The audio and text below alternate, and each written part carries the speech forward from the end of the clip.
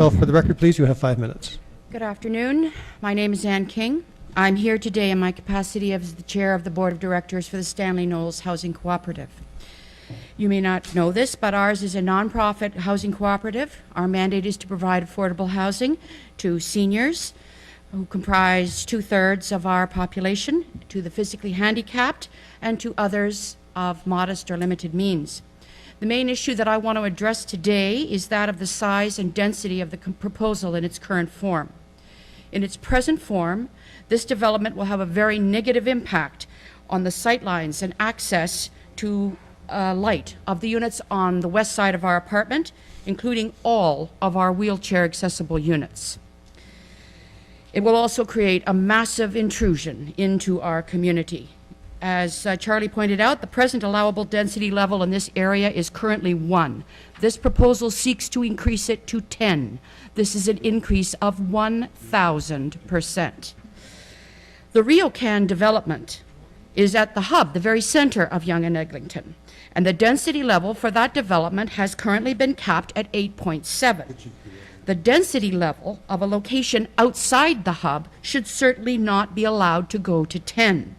We believe that the density of at the proposal at Orchard View and Duplex should be certainly less than that at one then right at the corner of Yonge and Eglinton.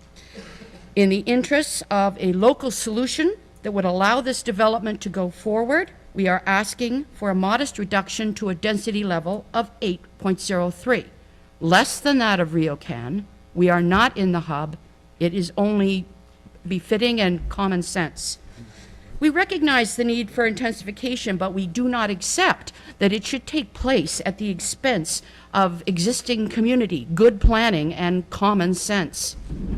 We have been hard put, the group of community groups that have been working on this, to understand the logic and the workings of the planning department throughout what I can only call this odyssey. We have had the replacement of one planner at the 11th hour who went to some lengths to familiarize himself with the implications of this proposal, replaced by someone else who appears to have had his mind made up from the get-go. We have also had repeated attempts, repeated failures to address concerns raised by our councillor that the planning department should communicate with us regarding what are the standards by which they make these determinations for variation. These requests for a meeting went unanswered.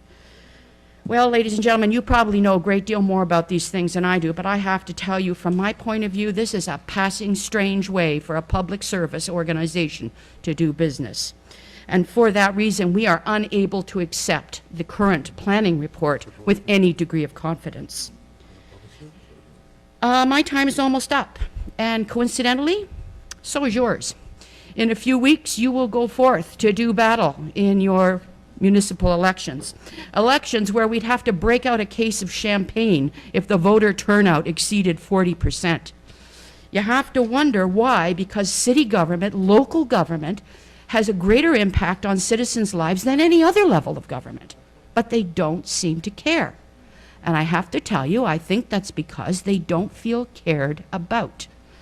So you have an opportunity today to send a message, not just to the citizens in this room, not just to the citizens of Ward 16, but in all your wards, who we will make sure are familiar with the results of your deliberation today, that the rights and citizens of a pre-existing community deserve at least as much respect, consideration, and attention as that of a developer to make even more profit.